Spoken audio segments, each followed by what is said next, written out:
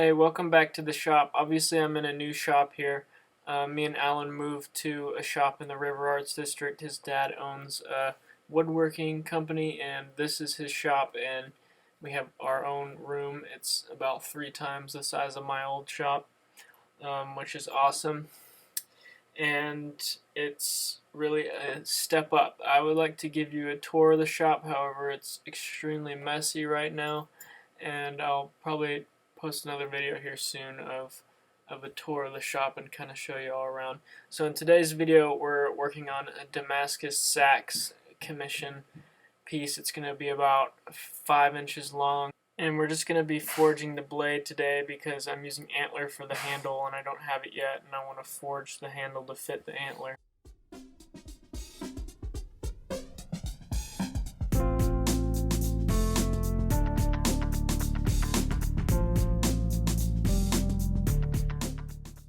I'm going to walk you through the Damascus making process. As you can see, I cut my pieces to length and then I ground off the mill scale that comes with them. There's also some grease that comes when you buy the steel.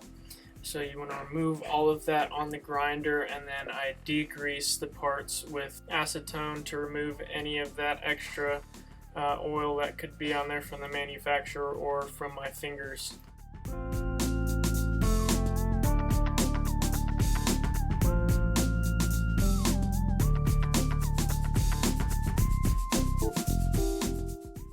I'm just welding the corners of this billet because it's so small.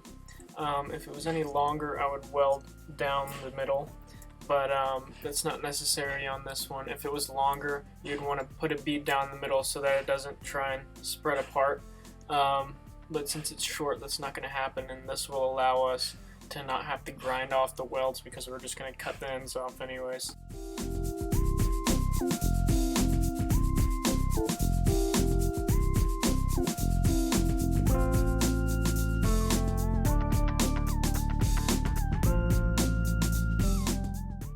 It's very important when you're doing Damascus to get your forge. Every forge is different. The temperature is going to look different because of the different materials in the forge. For example, this one is lined with refractory cement, and it's going to heat up a lot slower, but it's going to hold its heat a lot longer.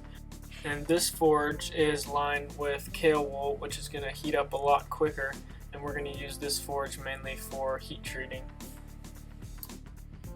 I originally did all my Damascus forging in a coal forge. Our coal forge is right behind this propane forge, and it obviously gets a lot hotter than the propane, which means I was judging the temperature. I was forge welding at a much higher temperature than was necessary for high carbon steel.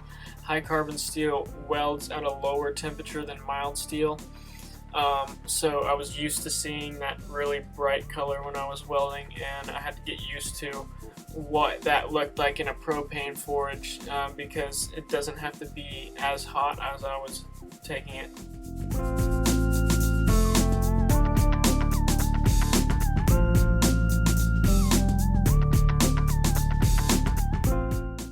So this is what we're going to be using to forge the Damascus. This is a 22-ton log splitter press. It runs on gasoline, and the reason why we are able to run it on gasoline inside is, as you can see behind it, there's a ventilator that we set up that pipes the exhaust out the window. And this is a very simple press to build if you're just getting into some forging equipment. It works great, and it only costs about $1,000. There's a ventilator, as you can see. It's right up against the exhaust, and it goes up and out the window there. So the welding is going to happen very fast. I'm just going to take it and do one press, and then it's going to be welded. I like to do one more just for extra measure when I'm doing a larger billet like this. So I just one press, and then that's it. It's welded, goes back into the forge. So we're going to take our second welding heat just to ensure that it's good and welded, and I'm just going to give it 1 or 2 presses here, and then I'm going to flip it on the side and make sure it's stuck by pressing it sideways. If you press it sideways and it pops apart, then it didn't weld. I don't use flux. Flux is used to dissolve the scale in between the layers, which is good. But the problem is, if you use too much, it can get stuck in between the layers and cause cold shuts and cause the material to not even weld. So since our pieces are perfectly flat, we don't need it. We just weld it and then bring it up to temp and forge weld it, and there's no need for flux.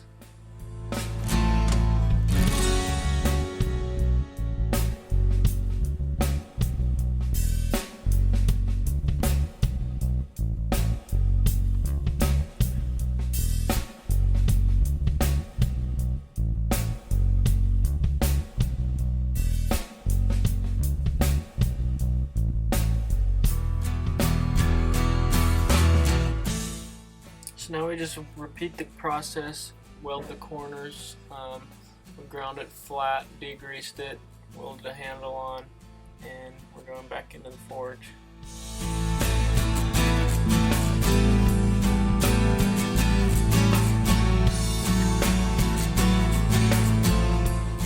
So before it comes up to welding heat, I'm going to give it a little press so that I can close up any gaps that might be there if my pieces aren't perfectly flat.